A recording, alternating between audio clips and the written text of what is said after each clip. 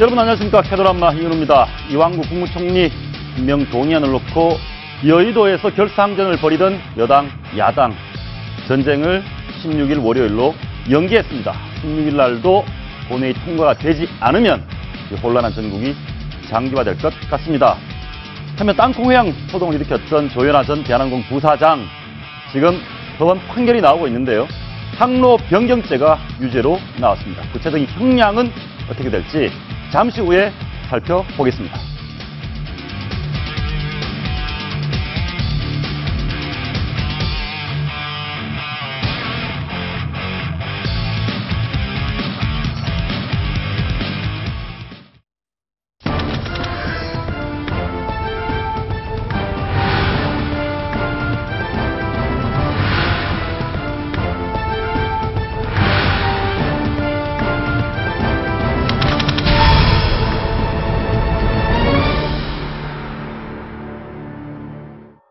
이완구 총리 후보자 임명 동의안에 대한 여야 전쟁 연기됐습니다. 16일 날 다시 전쟁을 벌이기로 했습니다. 여야 간의 정치적 셈법이 매우 복잡합니다. 앞으로 어떻게 이 파장이 이어질지 오늘 세 분 모셨습니다. 어서 오십시오. 안녕하십니까. 세 분 먼저 물어보겠습니다. 오늘 결판을 냈어야 합니까? 아니면 16일로 본회의를 미룬 게 잘한 겁니까? 일단은 설 연휴 전에 어떤 합의를 통해서 함께 본회의장에서 표결에 붙이는 것, 이 모양새가 가장 좋다고 여권 그리고 야당 이렇게 절충 형태가 된 것 같습니다. 그러니까 야당에서는 조금 미뤄달라, 아침부터 계속해서 오늘 말고 국회 본회의를 다소 미루자라고 요청을 했었고요. 그걸 야당이 먼저 요청했습니까? 그렇습니다. 어제 이미 요청을 했고요. 그리고 여당에서는 설 연휴 전에는 해야 된다. 그래서 이제 아침부터는 오늘이냐 아니면은 다소 늦춰진 시간이냐, 이 두 가지 경우의 수가 있었죠. 처음에 정의화 국회의장이 15일이나 16일 날 했으면 좋겠다, 이렇게 얘기를 했었고요. 또 여기에다가 새누리당 유승민 원내대표가 이번에 선출이 됐는데, 이 다른 것도 아니고 국회에서 국무총리 후보자의 인준 표결을 여당이 단독으로 강행하는 것, 새 원내대표 선출 직후에 첫 어떤 여야 협상력 아니겠습니까? 여기에 대한 부담감이 굉장히 컸겠죠. 그러니까 여야를 하나씩 이렇게 좀 절충한 형태가 아닌가, 그렇게 보고 있습니다. 그러니까 폭발물을 조금 더 폭탄이 터지는 시간을 미룬 것 같은데, 두 분 법 하시니까 어쨌든 법대로 하면 오늘 본회의 표결해야 되는 거 아닙니까?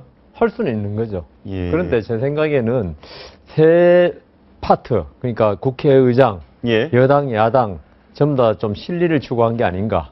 정의화 의장이 작년에도 한번 이완구 대표하고 이게 직권 상정 문제로 한번 붙은 적이 있었죠.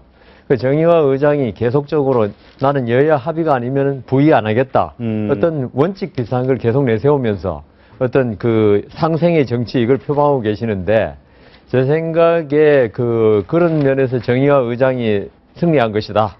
그 다음 여당도 지금 야당이 이번에 만일 단독 하면은 계속 국회를 보이콧하겠다, 강경 투쟁 선언했고, 또 문재인 대표도 일성이 박근혜 정부와 일전을 불사하겠다는 그거였는데, 어쨌거나 이게 야당이 국회를 보이콧하면 여당으로서도 지금 국정 현안이 산적한 마당에 아주 지금 이렇게 힘들어지거든요. 그러니까 야당의 입장을 조금 들어주면서 체면을 살려줬다. 야당은, 근데 저는 야당도 이제 조금 성공한 거죠. 오늘 그대로 했으면은 야당이 어떤 말을 할지 모르지만은, 근데 야당도 어떤 일종의 이익은 얻었다.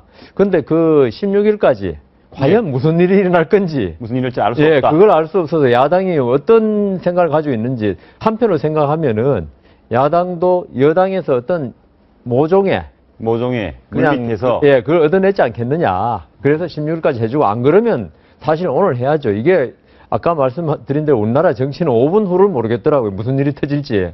그렇기 때문에 16일까지 어떤 일이 일어날지 모르는데, 지금 여당의 입장은 확고하거든요. 이완구 후보를 통과시키겠다는 게 그냥 단독으로 하려고 그랬는데, 아마 야당에서 표결에 참석하되 반대표를 던지든지 아니면 전부 퇴장하든지 이런 식으로 하는 걸로, 그렇게 서로 모종의 협약을 했지 않는가. 여당, 야당 다 뭔가 자기들의 할 길을 찾았는데, 우리 전 변호사께서도 동의하십니까? 아니, 이 원칙대로 가야 되는 거 아닙니까? 기본적으로 이번에도 우리 국무총리 그 임명 절차를 보면서 우리 민주주의가 얼마나 아직도 후진적이냐는 걸 한눈에 보여주는 증거입니다.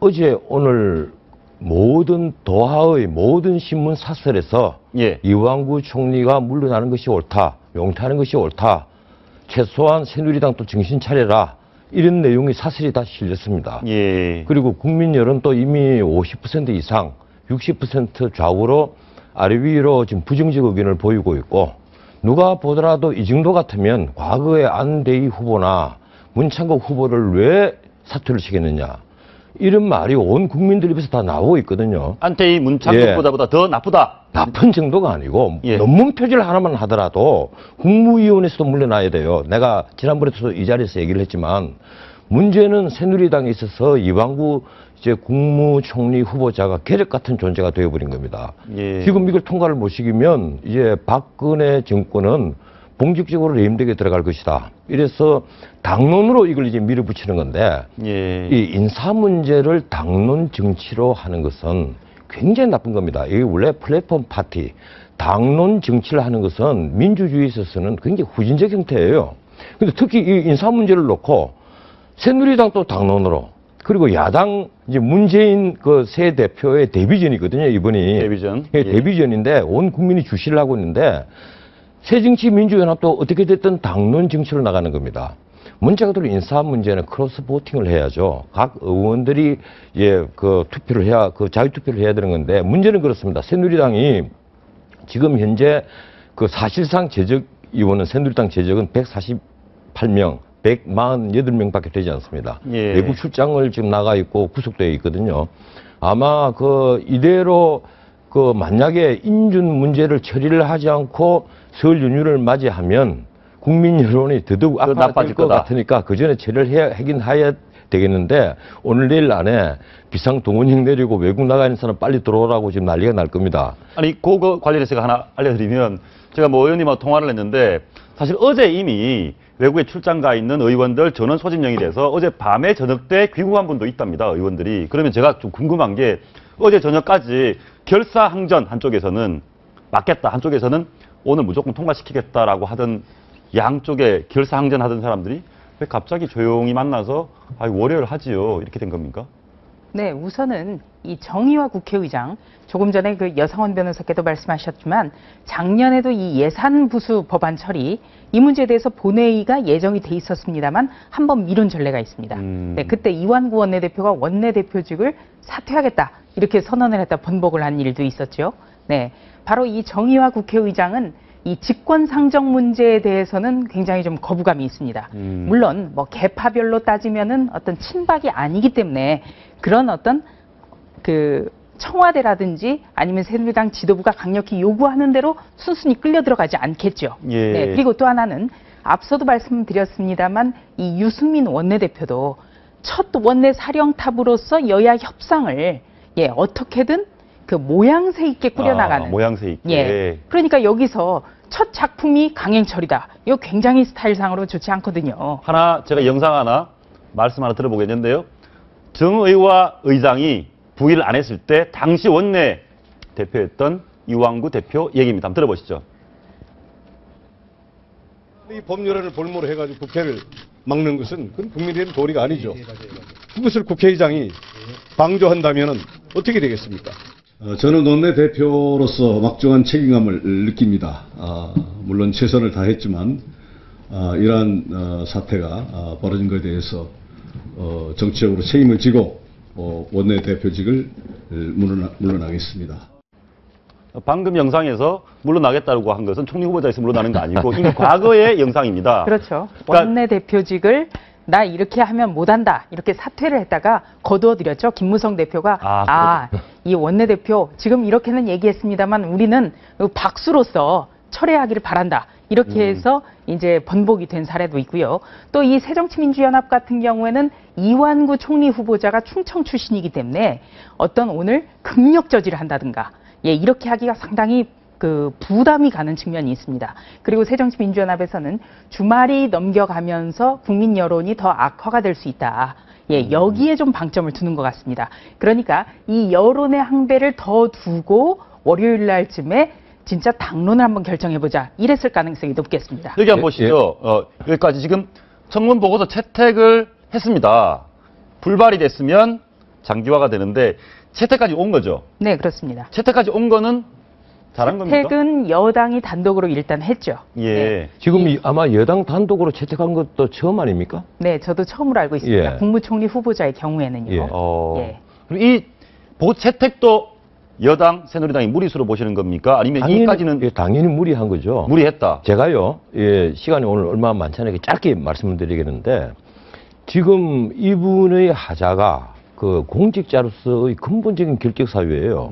이 공직자가 예컨대 우리가 청문회를 하면 돈에 있어서 얼마나 깨끗한 것이냐, 그리고 국가에 대한 의무를 다했느냐, 이 문제를 이제 중점적으로 따져야 되는데, 지금 병력 문제만 하더라도 본인이 이 국군수도통합병원에서 1차 검사를 맡았다는 것을 본인이 그걸 기억하지 못한다는 것은 말이 안 되는 겁니다. 예. 거기다가 이 40년 전에 엑스레이까지 들고 나왔는데 본인이 홍성군에 사무관을 쓰다고 그러잖아요. 예. 그 당시에는 사무관 같으면 굉장히 높은 직책입니다. 지금 사무관이 별로 높지 않은 직책이지만 그 당시에는 아마 군수가 서기관이었을 거예요.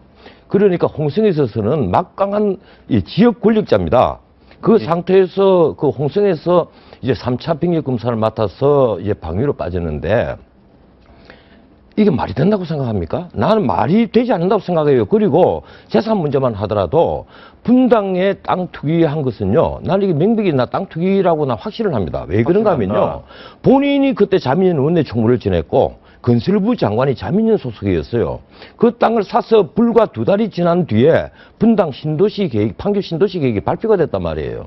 그리고 같은 날 땅을 산 사람들이 거의 전부 다 같은 지인들이에요. 13건이나 되는 건이. 이걸 두고 자기는 정말 찌라시 같은 광고지를 보고 계약을 했다.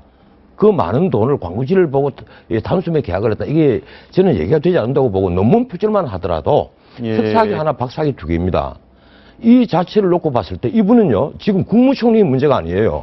나는 국회의원을 사퇴해야 되지 않느냐 하고 생각을 한 사람입니다. 병역 관련해서 하나만 예. 물어보겠습니다. 변호사님 신체 검사 받으실 때 기억나시죠? 당연히 기억나죠. 거의 40년 예. 임신 전에 법무관도 신체 검사 받습니까? 다 봤죠. 신청도 받아야죠. 예. 저도 기억이 나는데 네. 지금 어쨌든 간에 이완구 총리 후보자가 거짓말 좀 했다고 보시는 겁니까? 국민들도 그렇게 보고 있는 겁니까? 그렇죠. 바로 그 점 때문에 지금 국민 여론도 50% 이상이 반대를 하는데요. 가장 중요한 거는 금방 들통날 거짓말을 태연히 했다는 게 가장 큰 이유 아니겠습니까? 금방 얘기하셨지만 1차 신체 검사를 본 곳 바로 국군수도통합병원이었습니다. 예, 그거를 과연 잊을 수 있을까요? 예, 못 있습니다. 거기다가 예, 기자들을 이 총장도 시켜주고 뭐도 시켜준다.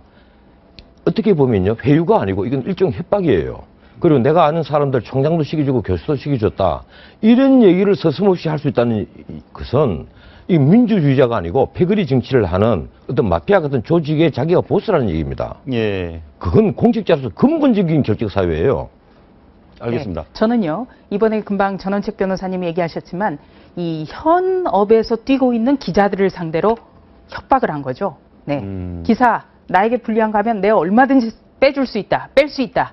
나는 여러분의 국장이나 부장하고 호용호제하는 사이다. 그리고 내 말을 따르지 않으면 여러분도 인사조치할 수 있다. 이건 분명한 협박 행위입니다. 근데 문제는 이것이 과연 언론관만의 문제가 아니라는 거죠. 예, 기자가 참석했기 때문에 기자와 관련된 그런 얘기를 했고 또 다른 어떤 부처가 있었다면 그 부처에 관할되는 얘기를 또 했겠죠. 바로 그런 점이 문제가 된다는 겁니다. 이 시점에서 하나 보겠습니다. 16일로 연기됐습니다. 그러면 내일, 모레 글피 쭉 있습니다. 그 사이에 여당, 야당은 뭐합니까? 야당은 더 강하게 이완구 후보자에 대한 부정적 여론을 확산시키고 여당은 수비할 방법이 있습니까? 일단 여당 같은 경우에는 이 본회의 표결에 앞서서 반란표가 일어나지 않도록 최대한 표단속을 하는 표단속. 거죠.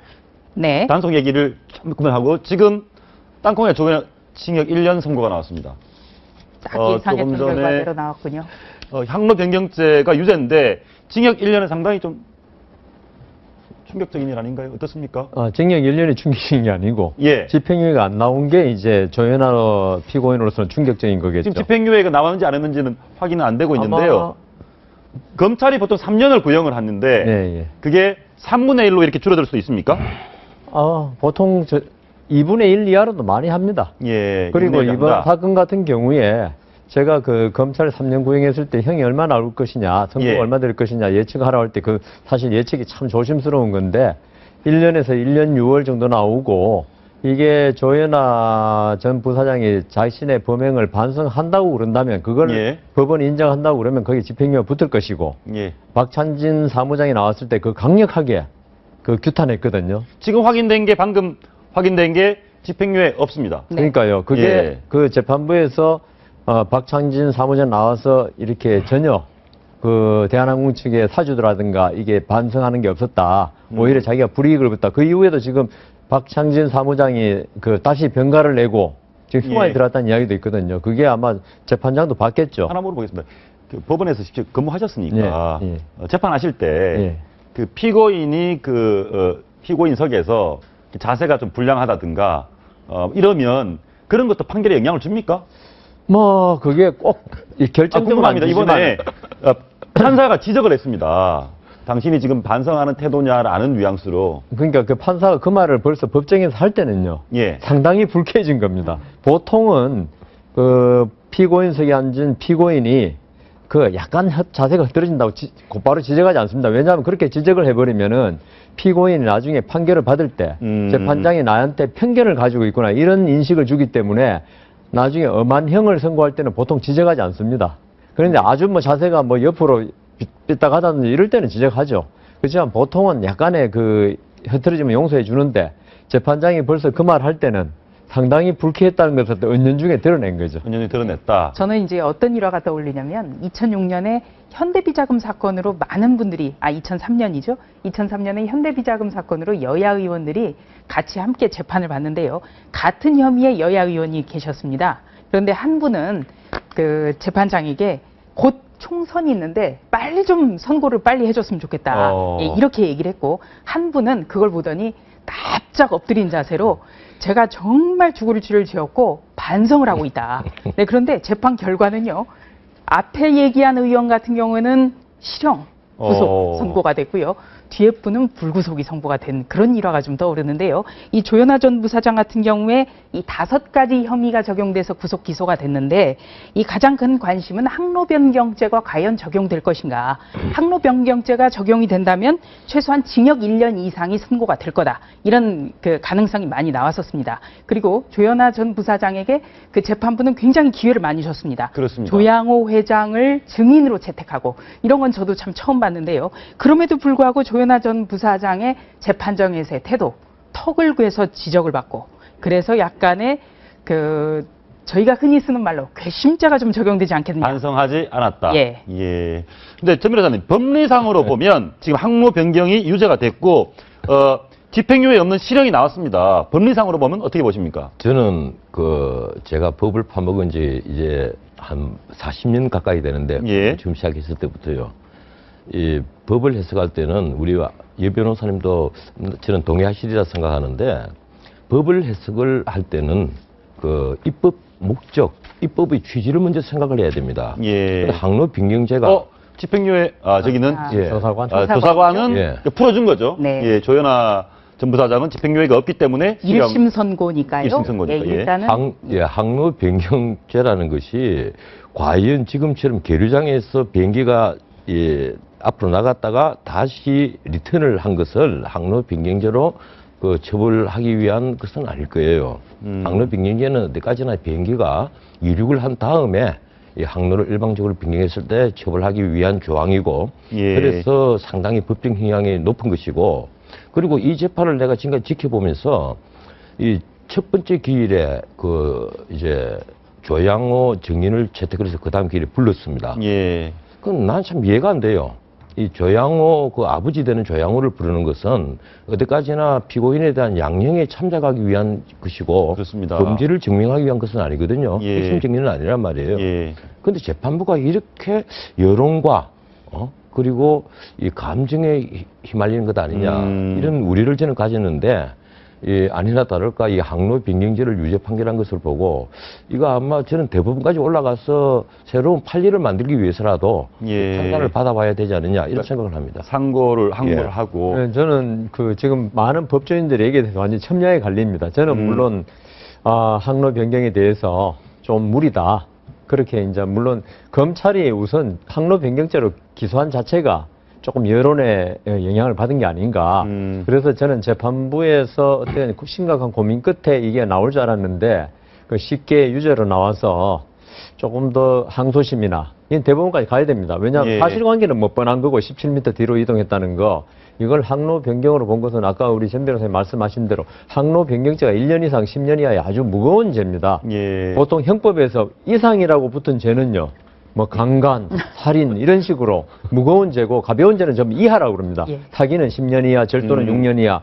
1년 이상 10년 이하라는 건요. 상당히 무거운 죄에 속하거든요. 그렇습니다. 여기에 대해서 항로 변경을 지상에서 16m 옮긴 것을 항로 변경으로 보고 본다. 이것은 이 입법 취지에 맞지 않다고 보거든요. 그래서 저는 이 부분은 좀 심각한 고려가 필요한 부분이라 봅니다. 제가 한 가지 더 첨언을 하자면 이 민주주의가 쭉 발전하는 과정에서 보면요. 어느 나라든지 사법 적극주의가 막 준동을 할 때가 있습니다. 사법 적극주의가 뭡니까? 뭔가 하면 가령 우리가 입법부에서 국회에서 법을 만들지 않습니까? 이 법에는 세세하게 아주 구체적으로 법조항을 만들지 못하거든요. 그래서 추상적 용어도 들어가고 하는데 근데 사법부가 입법부 이상의 권능을 행사를 해서 그 법조항을 이렇게 적극적으로 해석을 해버리는 거예요. 미국에서도 이제 진보주의 판사라든지 뭐 이런 쪽에서 사법 적극주의를 너무 심하게 하는 것 아니냐. 이래서 한때 여론조사를 해본 적이 있습니다. 왜 판사들은 이렇게 판결을 하는가? 이런 여론조사를 하니까 대중의 취향에 부합하기 위해서 그 대중에게 자기 이름을 알리고 자기가 부합하기 위해서 그런 판결을 한다는 게 가장 높은 순위로 나왔어요. 그건 교과서에 나온 얘기입니다. 그래서 우리가 사법 적극주의를 좀 경계를 해야만 한다. 판사들이 입법부의 그 권능까지 침해를 해가면서 적극적으로 법 조문을 해석을 하고 그래서 입법하는 형식이 되어버린다면 그건 좀 문제가 있다. 근데 항로 변경죄를 이 계류장에서 리턴하는 것까지 포함을 시킨다면 이거 제가 보기에는 거의 입법 수준 아니냐 저는 이렇게 보고 있는 겁니다. 저기 내용에 보면 자막에 보면 조인하 전 부사장이 구치소 내부 주위분들이 로션도 빌려줬다. 이 얘기는 구치소 안으로 저런 로션이라든가 생활 필수품을 제대로 보급받을 수 없다는 것 같습니다. 약간은 그 동정을 좀 유발시키기 위한 그런 거 아닌가도 싶고요. 최근 들어서 요 며칠 사이에 반성문을 집중적으로 제출했다는 것. 맞습니다. 그것도 내가 이렇게 반성을 하고 있다라는 그런 걸 보여주기 위한 건데 제가 이제 법조인은 아니지만 이번에 그 대한항공의 어떤 그 재판 대응에 대해서 참 왜 이럴까 그런 좀 궁금증을 가졌을 때가 참 많습니다. 가장 중요한 그 항로 변경죄 적용 문제를 두고요. 대한항공이 이거는 항로 변경이 아니다라고 하기 위해서 뒤로 10여 미터 이렇게 후진하는 활주로에서 10여 미터 후진하는 영상을 제출했거든요. 그걸 본 시민들은 오히려 많이 분노를 했었죠. 야, 이 항로라는 게 그렇다면 비행기가 다니는 길이니까 뭐 위로든 아니면 육로도로든 이렇게 항로여야지 이거를 이렇게 뒤로 후진했다고 해서 그 항로가 아니라고 하면 어떻게 되냐. 그러니까 그게 무슨 말이냐면 지금 나오고 있습니다. 이 시각 서부지검 현장입니다. 기자들이 쫓아가고 저렇게 나오면 바로 구치소로 다시 가게 됩니까? 그렇죠. 피고인이 바로 그 법정의 옆에 보면 구치감이라고 있습니다. 재판 받기 위해서 구속된 피고인들이 재판 전 동안 대기하는 장소인데요. 그냥 선고받고 구치감으로 들어갔다가 그 통로가 있습니다. 피고인들이 옮기는 뭐 요새 지금 법원은 지하 통로가 있기도 한데요. 통로에서 바로 그 호송버스 있지 않습니까? 법무부 호송버스 타고 그냥 돌아가는 거죠. 자기 있던 장소로. 버스가 아니고 승용차. 저건 아닙니다. 저거는 승용차에 탈리는 만무하고요. 그 구치소 변호사 변호인들이나 아니면 대한항공 관계자. 그리고 이 사건은 아까 우리 전 변호사님 이야기했듯이 좀 특이한 재판 진행이 눈에 띄는 사건이었습니다. 아까 말씀드린 대로 그 양형 정의는 보통 아주 강력한 사건, 살인 이런 경우에 이 피고인이 어릴 때 어떻게 자라왔고 그래서 살인에 대한 어떤 동기가 어떻게 만들어졌고 이걸 하기 위한 증인을 주로 양형 증인이라 그러는데 이런 사건 같이 이걸 양형 증인 부른다는 건 아주 특이한 거 그것도 재판장이 직권으로 증인을 채택했거든요. 예. 아주 재판부로는 특이했고 그다음 저게 하나 말씀드릴 것은 아마 이 법원의 이 실무가 이런 좀 사회적 여론이 나쁘고 괘씸한 죄는 1심에서는 보통 실형 선고도 하긴 많이 합니다. 그래서 반성을 하면 2심에서 어느 정도 당신이 이제 형을 살았으니까 2심에서는 아마 집행유예 나올 가능성도 네. 이건 2심에서는 거의 집행유예 나올 가능성이 많은데 또 우리가 방송에 여러 가지 또 괘씸죄에 걸려 그렇죠. 못 나온지는 모르겠는데 예. 그렇게 될 겁니다. 어쨌든 조사장 얘기로는 대한항공이 예. 처음부터 좀 반성하는 태도를 보여줬어야 되는데 이거는 항로 변경죄가 아니다라고 하면서 영상도 제시하고 적극적으로 반박하면서 오히려 이런 부분이 국민 여론을 굉장히 자극하지 않았나 그런 생각도 좀 하겠습니다. 해봤습니다. 하나만 더 확인해 보겠습니다. 항로 변경 유죄 그리고 안전운행 저해 폭행 및 형법상 강요 유죄, 업무방해 유죄, 공무집행 방해 유죄 이 부분은 두 분 다 유죄라고 판단하시는 거죠? 그 항로 변경을 제외하고는 그 뭐 사실이 다 인정되는 거기 때문에 유죄고 다만 양형이 문제될 뿐이었고 예. 항로 변경만 유무죄가 첨예하게 갈리는 사건이었습니다. 예, 알겠습니다. 어쨌든 지금 고법으로 올라가면 뭔가 판결이 좀 바뀔 것이라고 보는 것이는 거죠? 바뀔 가능성이 많죠. 제가 한 가지만 더 말씀을 드리죠. 예. 이게 만약에 이 작은 회사, 작은 저가 항공사 이런 데 있는 예. 따님이 이런 일을 했다면 과연 이렇게 모든 텔레비전이 법정에 가서 중계를 한번 했겠습니까? 문제는 대한항공이라 그는 재벌 회사고 예. 그리고 이 우리나라에 워낙 을을 갑이 압박한다. 인데 대해서 온 국민이 분노하는 국민 감정법이 있기 때문에 이걸 모든 언론사에서 주목을 하고 하는데 저는 이게 좀 선을 넘지 않느냐 이런 생각이 자주 들어요. 내가 뭐 예. 대한항공에 커피 한 잔 얻어먹은 적은 없습니다만은 예. 좀, 비행기 타면 예. 주지 않습니까? 그렇습니까? 예. 근데 했으니까. 예. 좀 선을 넘은 것 아니냐. 우리 언론들이 이 냄비근성이 좀 심하지 않느냐. 과거에 신정아 사건도요. 이 2007년 9월 달에 신문이 25일 나옵니다. 그 중에 우리나라 조중동 한겨레 경향 신문사 어느 신문 할 것 없이 일면 헤드라인으로 C1번은 16번, D1번은 15번, 그리고 제1번은 14번. 내가 다 외우고 있습니다. 그랬는데 막상 나중에 2심 최종 판결이 났을 때 우리 대법원까지 가서 다시 핑퐁이 되고 해서 5번째 판결이 최종 판결인데 전부 다 1단 아니면 2단 기사였어요. 예. 왜 이렇게 우리 언론들이 냄비 근성인가 하는 것도 우리 언론도 하나 좀 반성해야 되지 않느냐. 알겠습니다. 저도 죄송합니다. 언론사에 와서 이런 얘기를 했어요. 반성할 부분은 반성을 하고 네. 다만 그런 것 같습니다. 법원도 좀 이번에는 여론의식하고 이상하고 피해자인 저분들도 좀 이상하고 또 저희 언론도 다소 뭐 과도하다 이런 의견도 있습니다. 근데 그래서 혼은 내야 되는데 예, 국민 감정으로 혼을 내서는 안 되죠. 알겠습니다. 예. 이 결과는 다음 이제 항소심에서 네. 또 결과에 따라서 추가로 얘기해 보도록 하고요. 이완구 총리 후보자는 전쟁이 계속되고 있습니다. 제가 하나 물어보고 싶은 게 있는데 여당에서 오전의 느낌은 무리가 되더라도 돌파하자 이런 분위기가 있었습니다. 네. 무리가 되더라도 돌파하려고 했던 이유는 이완구 다음 수순이 많이 있었기 때문 아닙니까? 그렇습니다. 예. 이 청와대에서는 분명하게 밝혔죠. 이완구 총리 후보자의 인준안이 통과되고 난 뒤에 총리와 함께 어떤 내각의 문제를 상의하겠다. 또 청와대 개편 문제도 상의하겠다. 그것이 우리 헌법에 보장되어 있는 국무총리의 어떤 그 임명제청 이런 거다 이렇게 설명을 했습니다. 그렇기 때문에 이완구 국무총리 후보자의 인준 표결 문제에 대해서 청와대는 속도를 내지 않을 수가 없었던 거죠. 또 이 설 연휴가 지나가면 더 민심이 악화될 것이라고 했고 또 대통령 지지율이 각종 여론조사에서 30% 미만으로 떨어진 여러 가지 정황이 나타나기 때문에 빠르면 빠를수록 좋다 이렇게 속도를 낼 수밖에 없었는데 예. 바로 이제 문제는 표결을 강행한다 하더라도 100% 표결이 이 인준이 과연 이루어질까? 이 부분에 대해서는 조금 더 판단을 했었던 것 같습니다. 예, 알겠습니다. 다음 카드 중에 이완구 총리 후보자가 정면 돌파를 총리가 되든 아니면 뭐 단독 표결을 하든 합의로 총리가 되면 그 다음 수순으로 제일 관심사가 왕 실장입니다. 김기춘 비서실장 후임은 누구냐? 자, 그런데 지난주까지는 황교안 법무부 장관 얘기가 나오다가 지금 권영세 주중대사 얘기가 많이 나오고 있거든요. 네. 이분이 어떤 장점이 있길래 김기춘 후임자로 거론되는 거죠? 일단 권영세 주중대사는 2007년 대선 캠프에서 박근혜 대통령 아주 긴밀한 호흡을 맞췄고요. 예. 또 권영세 주중대사가 전직이 또 검사 출신입니다.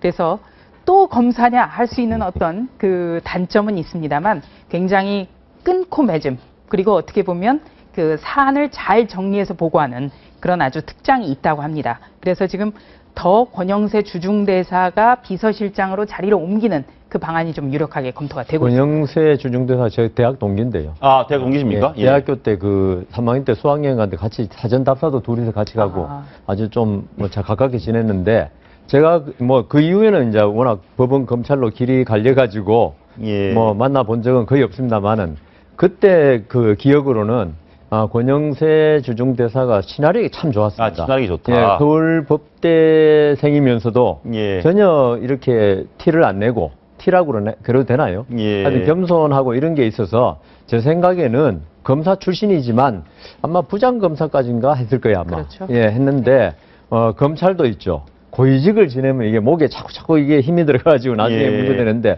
부장검사 출신이면 목에 힘이 그렇게는 많이 안 들어가거든요. 예. 그래 평소에 친화력과 이렇게 합쳐볼 때 저는 뭐 비서실장 후임으로서 좀 적정한 인물이 아닌가 그렇게 생각합니다. 이 권영세 주중대사를 박근혜 대통령이 굉장히 아끼는 것 같아요. 아, 그렇습니까? 예, 지난번 총선에 낙선했을 때 그때 그 영등포 그 지역에서 지하철 입구에서 권영세 후보자 옆에 서서 시민들과 일일이 악수를 하려고 하는데 시민들이 막 피해갔죠. 박근혜 그 이제 비대위원장을 막 피해갔단 말이에요. 이래서 그 신문에 그 크게 날 정도로 그런데도 그 개의치 않고 열심히 그 지분 유세를 해주시고 했는데 권영세 후보가 낙선을 했죠. 낙선을 해서 이제 낙동강 오리알이 된 줄 알았는데 주중대사로 파격적으로 또 주중대사로 보냈죠. 사실 중국 전문가는 아닌 걸로 알고 있는데, 예, 저분이 어떻든 저도 이 방송 생활을 오래 하면서 뭐 다른 방송에서 직접 1대1 인터뷰도 해보고 이랬는데 상당히 맺고 끊는 건 있어요. 맺고 끊는 건 있는데 참 멋쟁이다는 생각을 저는 했습니다. 멋쟁이다. 그런데 과연 이분이 비서실장으로 이 전체 수석들을 다 통화를 하면서 이 제대로 그 조율을 할 수 있을까 하는 것은 의문이죠. 그분 어떻습니까? 저분이 친화력만 있어서는 지금의 위기 상황에서 어떤 면에서 리더십, 장악력 이거 필요하지 않습니까? 네. 권영세 대사 굉장히 그 장악력도 강하고요. 아, 그렇습니까? 예. 예. 일단 그 대통령이 황교안 법무부 장관에 대한 신임은 아주 막강합니다. 그런데 이번 대통령 비서실장의 가장 중요한 부분, 바로 대통령의 소통 부족이라는 부분을 뒷받침을 해줘야 되거든요. 그러려면은 여야와의 긴밀한 소통이 가능한데 예. 그렇다면 그 캠프에서부터 같이 호흡을 맞춰본.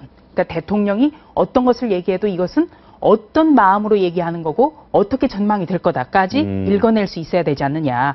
그런 의미에서 황교안 법무부 장관 같은 경우는 굉장한 신임을 얻고 있습니다만 어떤 그 여야와의 소통 문제라든지 대통령의 뜻을 정확히 해석하는 것 그런 것보다는 계속해서 법무부 장관으로서 어떤 그 맡은 일을 좀 해달라. 아마 그런 어떤 그 어느 정도 정리가 된 걸로 알고 있습니다. 그리고 황교안 장관은 이번에 또 이 국정원 그 사건 때문에 지금 약간의 상처를 지금 입고 있죠. 상처를 입었다. 예, 입고 있어서 야당에서 지금 이완구 총리 후보도 지금 나뉠 때 만일 황교안 법무장관을 비서실장 한다면 야당에서 정말 그 연을 끊자는 거냐 이렇게 나올 가능성도 있는 거죠. 저는 지금 박근혜 정권을 굉장히 우려스럽게 보는 것이 이번에 만약에 아까 내가 이완구 후보자를 지금 계력 같은 존재다 이랬는데 총리로 밀어붙여서 인준 절차를 마친다 하더라도 아마 치명상이 될 가능성이 있습니다. 나는 이게 박근혜 정부가 스스로 무덤을 판 것 아니냐 이런 생각까지 하는데 지금 국민들의 정부 지지도가 30% 미만을 돈 지가 2주가 지났거든요. 예. 저는 더 추락할 가능성이 있다. 왜 그런가 하면 이대로라면 총리가 리더십을 발휘할 여지가 전혀 없습니다 앞으로. 지금 이렇게 상처를 많이 입은 분이 국무총리 자리에 있을 때 과연 우리 국민들이 저분이 국무총리고 국무총리가 한 말씀 하시니까 그게 어떤 가치를 부여하고 할 수 있겠습니까? 나는 그렇다고 보지 않고 우선 지금 이완구 국무총리가 인사쇄신의 첫 단추였는데 인사쇄신으로서는 아무런 가치가 없어져 버린 거예요. 그렇다면 최소한 비서실장이라도 산뜻한 사람, 정말 국민들이 깜짝 놀랄 만한 어떤 깜짝 쇼 같은 게 좀 있어야만 되는데 그러니까 이분들로 되겠습니까? 유력하게 거론되던 황교안 안 되고 권영대 주중대사조차도 부족하다 이렇게 보시는 건가요? 저는 정말 지금 박근혜 대통령께서 그 생각을 새로 하셔서 국무총리를 사퇴를 시키시고 지금이라도 늦은 것이 사실 늦었다고 생각하지만 그렇게 판단할 때가 빠른 거예요. 지금이라도 사퇴를 시키고 새로운 사람을 정말 찾고 사람들은 많지 않습니까? 알겠습니다. 찾고. 저희가 아까 이제 조현아 전 대한항공 부사장 얘기를 했는데 방금 선고가 그러니까 실형 집행유예 없는 1년형 실형 이후에 들어온 한 진술 내용이 들어왔습니다. 이런 얘기를 했습니다. 화를 다스렸다면 박창진이 내 화를 풀어줬다면 이런 어이없는 생각도 든다라고 하면서 제가 참 이분이 이건 좀 진심인 것 같습니다. 이 후회가 진심인지 반성인지 그도 아닌지 저도 잘 모르겠다. 이 부분은 굉장히 진심으로 느껴지는 부분이 있고요. 이런 얘기를 했습니다. 1년, 5년, 10년 뒤에 이곳에 있게 될 것 같다. 최소한 5년형, 10년형도 있을 수 있다는 얘기로 추측한 거죠. 그래 보이는 것 같습니다. 굉장히 그 체념을 많이 했네요. 현실감이 굉장히 큰 것 같은데 조금 전에 박창진 사무장이 나의 화를 풀어줬다면이라고 하셨습니까? 그 부분이 저는 참 이해가 안 가는데요. 박창진 사무장에게 어떻게든 좀 사과한다라는 의미를 좀 했으면 그 얘기했을 거예요. 비행기 안에서 현장에 있었을 때, 현장에서 그때 처음에 이제 여승무원이 뭔가 매뉴얼을 잘못 숙지를 한 것 같고 이래서 화가 많이 났었는데 사무장이 왔을 때 그걸 좀 달래줬더라면 부사장이니까 그걸 제대로 설명을 해드리고 좀 화를 좀 풀어줬으면 그러니까요. 이 사태까지 오지 않았을 건데. 그러니까 저거는 그런 제가 볼 최초의 때는 단초에 대해서는 참 회한이 있을 수 있겠죠. 재판부에 대해서 자기를 좀 집행유예 이런 걸로 풀어달라는 반성문이 아닌 것 같아요. 지금 그 내용을 보면은 내가 잘못한 것도 있지만은 박창진 사무장이 대응을 잘못한 것도 있다. 이런 취지인데요. 지금 그 재판장한테 그 탄원서를 올리면서 저렇게 하면요. 어느 재판장이 이걸 반성문을 보겠습니까? 그리고 지금 저걸 갖다가 만일에 조현아 전 부사장이 그런 걸 다 생각하면서 올렸다 그러면은 이미 자기는 집행유예를 포기한 것 같아요. 5년, 10년 그러고 하는 거 보니까 실형이 난다는 게 어떻게 어렴풋이 변호인을 통해서든지 감지를 한 게 아닌가. 그리고 자기 할 말을 하겠다. 그 성격이 대단한 것. 만일 저걸 진짜 알면서 내가 실형 살아도 좋아. 그러면서 저걸 올렸다면은 재벌의 딸답게 아주 성격이 내가 하고 싶은 대로 하겠다는 그런 게 드러난 것 같습니다. 진실한 반성문이라면 참 이번 기회에 나를 참 많이 돌이켜봤다. 정말 많은 것을 깨달았다. 만약에 그때 내가 화를 좀 내지 않았다면 이렇게 가야 되는데 박창진 사무장의 나의 화를 풀어줬다면 이거는 여전히 반성의 기미가 없는 것 같은데요. 근데 정말 반성을 해야 될 것은요. 대한항공의 조양호 회장이에요. 이 자기 딸과 아들을 이문직에 사실은 제가 너무 폄하하는지 모르겠는데 별다른 전문성도 없고 사람을 다스릴 줄도 모르는 저런 분들을 임원으로 부사장으로 혹은 전무로 이렇게 둔다는 것은 어떻게 보면 난센스입니다. 제가 이런 말씀을 드리면 조현아 부사장을 변호하려는 건 아니고 정말 전략적으로 자기가 집행유예를 받아야 되겠다 하면 지금 이 상황에서 실형이 나온 상황에서 처음부터 끝까지 반성을 해야 되는데 이 상황에서 내 마음을 나도 잘 모르겠다라는 회한들 그리고 5년, 10년 뒤에도 내가 감옥에 있을지도 모르겠다. 이런 얘기를 한 거는 어찌 보면 더 솔직한 측면도 있는 거 아닌가요? 그러니까 아까 말씀드린 반성 탄원서가 아니고요. 그렇죠. 자기의 지금 심리 상태를 재판장한테 그대로 전하고자 했던 겁니다, 저거는. 어떤 이걸 봐서 나를 집행유예 해 주십시오. 이런 게 아니고요. 내가 지금 이런 상태다. 그러니까 어떻게 보면 아까 제가 말씀드린 대로 강골이라 그랬듯이 좀 강하게 나간 것이다. 나는 이런 상태다. 그걸 그대로 마지막에 이 시간 어떻게 보시는지 모르겠습니다. 본인이 적극적 의지도 표명했습니다. 나무라고 부하들을 나무라면서도 뒤에서는 잊어버리는 화통한 상사가 되고 싶었다. 아니 나무라더라도 상대방이 분노하지 않게 나무라야죠. 승복할 수 있게 나무라야죠. 원래 싸움에서요. 때린 사람은 기억 못해도 맞은 사람은 기억을 하거든요. 그거를 알겠습니다. 너무 모르네요. 그리고 하나가 이제 마지막인데 언론이 저를 미워함으로 앞으로 제가 대한항공과 같이 갈 수 원래 없다는 거죠. 대한항공과 같이 가서는 안 될 사람입니다. 이 대한항공의 뭐 대주주도 아닐 것이고 예. 지금 조인하 씨가 대주주일 리는 만무하고 왜 그렇게 전문성이 없는 분을 자기 딸이라고 해서 맏딸이라고 해서 부사장까지 앉히고 했는지 거기에는 정말 그 대한항공에서 커서 기내 서비스에 대해서 아주 도가 터진 그런 사람을 부사장으로 앉혀야 되는데 이 조인하 씨는 그런 사람은 아니잖아요. 예, 알겠습니다. 마지막으로 항소심, 대법원 전망이라 못하고요. 역시 아까 말씀드린 대로 항소심에서는 항로 변경이 첨예하게 다시 다투어질 것이고요. 예. 항소심에서는 이게 바뀔 가능성도 상당히 농후하다. 그리고 그 바뀐 게 대법원에 가면은 어느 쪽인지는 모르겠지만은 예. 만일에 항소 기각이 되더라도 대법원에서도 바뀔 가능성이 있다. 예. 이거는 법리 문제이기 때문에. 알겠습니다. 오늘 굉장히 어려운 법률 그리고 이완구 총리 후보자 얘기 말씀 고맙습니다.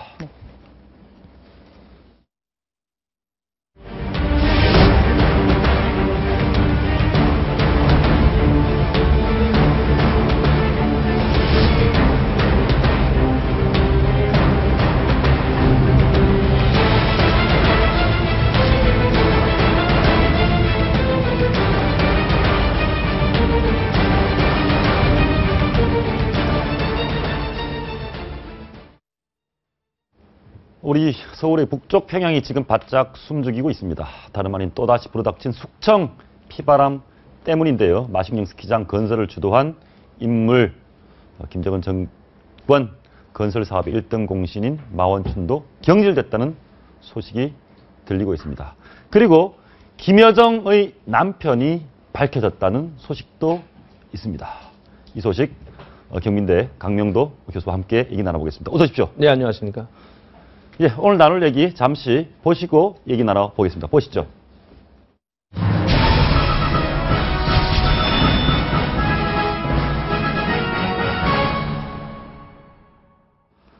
숙청. 네. 숙청은 북한의 숙명 같습니다. 네. 그런데 김정은의 최측근이 숙청됐다. 이게 얘기가 맞습니까? 정보가 어떻습니까? 네, 숙청이라는 개념을 우리가 좀 정리하고 넘어갈 건데, 총살됐냐? 예. 아니면 경질당해서 어느 정도 또 밑에 좌천이 됐느냐? 일성 김정일처럼 좌천시켰다가 또 몇 달이나 아니면 1년, 2년 거쳐서 혁명을 거쳐서 다시 올라오냐? 김영순을 비롯해 김중린이 다 당전의 비서들이 다 그 혁명화를 거쳤거든요. 한 1년, 2년에서 혁명화를 갔다 온 경험들이 다 있기 때문에 제가 봐서는 마원춘이 같은 경우는 큰 잘못은 아닌 것 같아요. 큰 잘못이라는 건 장성택이처럼 반당 반혁명 분자처럼 반당 반혁명 종파 분자의 감투를 씌울 정도로 그러면 총살이 되죠. 이때까지 예. 반당 반혁명자 감투 쏘가지고 살아남은 사람은 없거든요. 다 총살됐는데 그렇다면 마원춘이는 일을 잘못하다가 조금 잘못한 것이지, 예. 뭐, 김정은이 지시에 뭐 반한 건 아니거든요. 예. 김정은이가 지시를 내렸는데 제때 수행 못한 것 뿐이지, 그러니까 아마 거기도 자기가 기분이 나쁘니까, 야, 너 좀, 혁명화 노동계급화 좀 하고 올라와라. 혁명화, 이게 뭡니까? 네. 혁명화라는 게 너 일 좀 잘못했으니까, 그러니까 내 지시에 정확히 집행을 못했으니까 네 머리가 썩었다는 거거든요. 혁명적 혁명관, 그러니까 노동계급관 혁명관이 부족하다고 해가지고 교육도 받고 와라. 네, 교육받고 너 현장에 나가서 노동자들이 어떻게 힘들게 일하는지 내 눈으로 봐라. 예. 너 너무 호의하우스 가니까 모른다. 그래가지고 정치범 수용소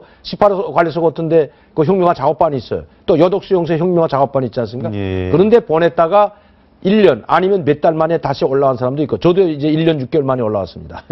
예. 북한에 계실 때 혁명화 좌천되셔서 예, 좌천됐다가 혁명화를 어떻게 받으셨습니까? 18호 정치범 수용소가 18호 관리소인데 정치범 수용소에 가신 네, 겁니까? 가서 거기 혁명화 작업반에서 석탄 캐는 걸 눈으로 보고 석탄도 직접 캐고 거기 수용돼 있는 정치범들이 어떻게 일하는지 다 눈으로 보죠. 그러니까 직접 교수님께서 북한에 계실 때 그렇죠. 좌천되셔서 숙청 되셨네요. 네, 1년 6개월 동안 가 있었습니다. 3년 동안 혁명화 가라고 그게 내려보냈는데 그게 내 잘못이 아니라고 다시 김종일이가 소환시켜 뭔 잘못을 하셨길래? 그냥 우리 정치원하고 이제 좀 싸우고 뭐 외국인들 뭐 무단 접촉했다는데 사실 외국인 무단 접촉을 그건 자기네가 접촉하라 그래 놓고 이렇게 한 것은 다른 죄가 없으니까 그걸로 뒤집어 씌웠는데 후에 그게 해명이 돼가지고 김정일이가 다시 지시를 내려가지고 올라왔죠 저는. 예. 네, 딱품 맞히지 않고 3년 동안 가 있게 돼 있었는데 1년 6개월 만에 올라온 겁니다. 알겠습니다. 그러니까 이런 경우가 있다는 거죠. 그러니까 제가 봐서는 마원춘이 같은 사람은 왜 김정은이 신임을 얻었냐면 김정은이가 가장 최고 지도자가 돼가지고 중점적으로 했던 사업들, 마식령 스키장이라든가 예. 물놀이장이라든가 경마장 이런 것들을 다 마운춘이가 머릿속에서 나왔다면 상당히 흐뭇해했고 그때 제때 다 꿈 맞췄거든요. 예. 또 김정은이 마음에 쏙쏙 들게 했고 그래서 갑자기 당장이 부부장까지 된 거 아닙니까? 그 재정경님 부부장까지. 그리고 그 부부장까지 된 것뿐만 아니라 삼지연 별장의 8인 멤버로 장석땡이 수청할 때 예. 그 회의 장소에 참가했다는 것은 그만큼 김정은의 신임이 없다면 불가능한 거죠. 그런데 통상적으로 우리가 상식적으로 생각을 하면 최고 권력자가 자기 네. 밑에 8인방, 6인방 이렇게 핵심 권력 세력들을 이렇게 가신들을 두면 예. 한 1년, 2년, 몇 년을 두지 뭐 한 두어 달 있다가 쫓아냈다가 또 다시 데려왔다가 이러면 근데 김일성이 때 김정일이 때는 몇 년이 아니라 40년씩 뒀거든요.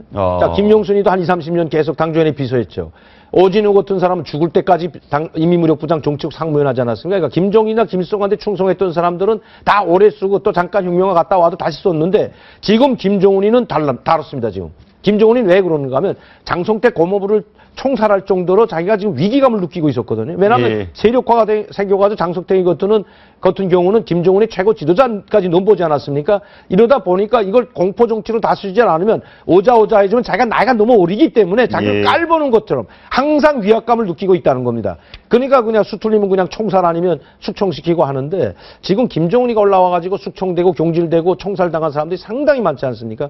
특히 장성택이 숙청된 다음에 당중앙위 정치국 위원 문경덕이라는 사람이 사로총 위원장이었고 시당 책임비서였습니다. 하루아침에 숙청됐지 않습니까? 그러니까 숙청은 끊임없이 일어납니다. 왜? 나이가 어리기 때문에. 예. 어쩔 수 없는 거죠. 알겠습니다. 공포 정치로밖에 자기 권력을 틀어줄 수 없기 때문에 저렇게 자꾸 숙청을 하는 거죠. 마식령 스키장 건설의 공신도 숙청이 됐고 제가 잘 몰라서 그런데 변인선이라는 분도 있더라고요. 예, 예. 그분도 뭐 숙청설 그분은 경질이 아니고 숙청이라는 얘기도 있습니다. 그 사람은 제가 봐서는 만약시 숙청됐다면 아마 예. 이거는 경질 정도가 아니고 예. 총살되거나 아니면 정치범죄형사 갈 확률이 많습니다. 아. 왜냐하면 김정은이한테 노골적으로 반기를 들었다보다도 불만을 표출했다고 하거든요. 술 먹는 자리에서 불만을 표출한다는 건 이거 상당히 위험한 겁니다. 이게 바로 반당 반익명 정파문자를 몰릴 수 있는 거죠. 술자리에서 네. 그러니까 되던 거네요. 김정일이가 한 이야기가 있습니다. 술은 주량이 높으면 주량이 도량이다. 술 많이 먹는 사람이 도량도 넓다 이 뜻인데 자기가 뭐 술 많이 먹어서 그런지 모르지만 일단 술 먹고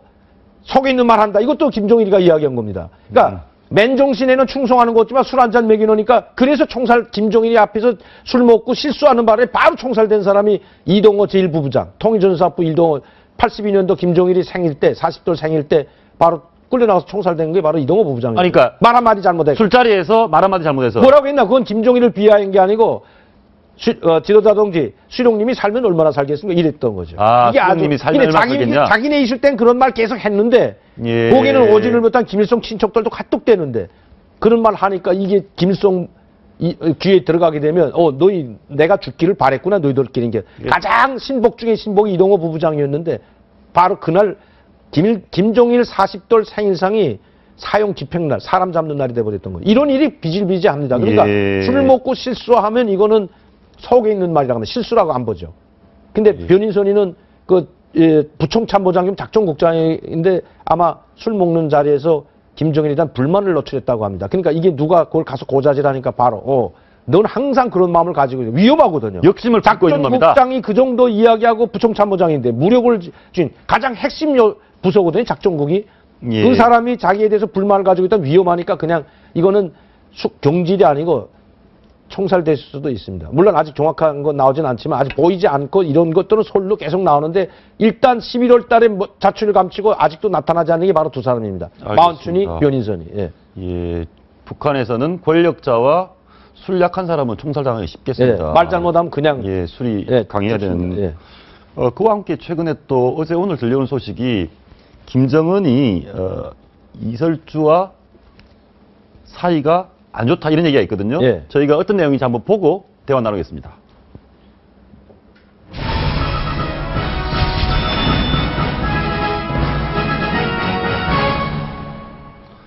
저 두 사람이 파경을 맞으면 예. 결국 이설주가 소박을 맞는 건데 딸도 하나 낳았다면서요. 뭐 파경, 뭐 무슨 파경이나 뭐 서방만, 그래도 가라 하면 가야 되고, 또 이제부터 나오지 말라 하면 나오지 말아야 돼요. 그게 이설주의 운명입니다. 사실은 뭐 이설주가 무슨 최룡의 딸도 아니고 백두혈통도 아니고 뭐 백두산 줄기는 뭐 위력한 뭐 누구의 딸도 아니기 때문에 넌 집에서 쉬라. 아무리 위력한 사람의 딸이라도 넌 집에서 나오지 말고 이제부터 내 옆에 서지 말고 그냥 아이나 봐라 하면 그렇게 해야 되는 운명이 이설주 있는데 제가 봐서는 파경이나 뭐 이제 뭐 이 불화설을 걷진 않아요. 만약 불화설이 있다면 운하수 관현악단을 숙청해버릴 때 아예 없애버리고 해산시키지 예. 않았습니까? 그리고 모란봉 관현악단으로 바꿔버렸는데 그때 뭐 여러 명이 뭐 총살된 설도 나오고 실제 안 나오는 사람들도 많아요. 그때 있던 관현악단 일부 성원들 중에 이건 이설주를 보호하기 위해서 총살했다는 소리 나왔지 않습니까? 왜? 예. 지저분한 설미가 많이 돌았거든요. 특히 장석대 뭐 불륜관계까지 뭐 파닥이 퍼졌는데 그때도 지켜줬어요. 그때도 지켜줬는데 지금 와가지고 자를 것 같으면 그때 자기 옆에 안 세우고 조용히 살게 하면 됩니다. 그런데 불구하고 계속 그때도 지켜주고 어떤 우리 언론이나 뭐 이 여론이 많이 형성이 됐을 때도 불구하고 자기 옆에 항상 세워주고 내세워주고 지켜줬는데 지금 와서 뭐 너 이제부터 나하고 뭐 살지 말자. 너 좀 집에 있으라. 이러진 않을 것 같고요. 제가 봐서는 임신설이 좀 맞지 않을까. 예, 임신되고 배가 나오게 되면 같이 다닐 수도 없고 지금쯤 되면 예, 나타날 수가 있거든요. 몸의 형태가 달라진 게 나타날 수 있기 때문에 그러면 김정은이한테는 이 끔찍한 일입니다. 만약에 그게 아들이면 또 괜찮은데 딸이면 지금 몰랐을까? 지금은 임신설인지 아닌지 모르잖아. 임신됐다는 설만 있었지 몸의 형태가 우리가 알아볼 수 없을 때 TV에서 나오지 않기 때문에 앞으로 아이 낳고 나온 다음에 다시 뭐 몸을 추세워가지고 김정일 옆에 현지도 같이 따라다니면 아기를 낳는지 안 낳는지 모를 겁니다.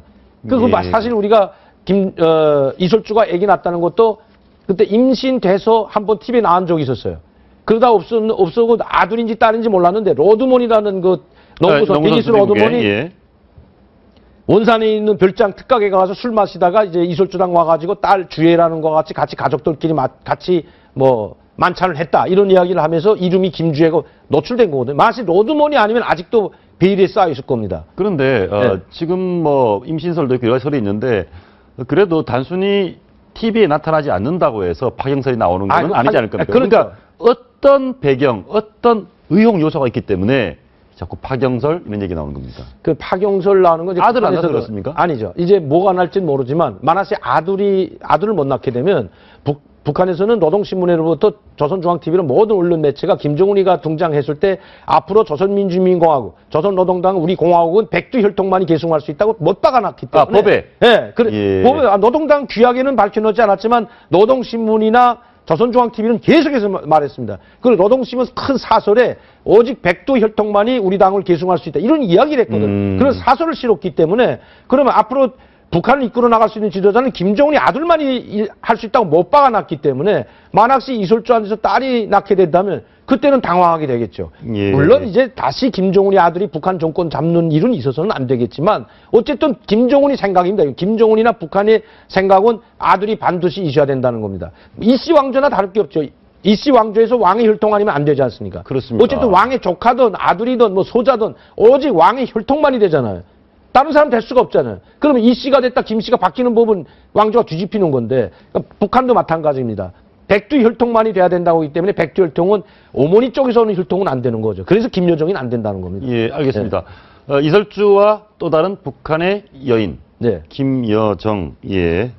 이제 제가 잠깐 말씀드린 김여정이가 아무리 똑똑하고 해도 여자는 백두 혈통이 아니죠. 왜? 예. 그 다음에 아이는 송이박쥐이기 때문에. 예, 김여정과 관련된 얘기 뭔지 한번 보시겠습니다.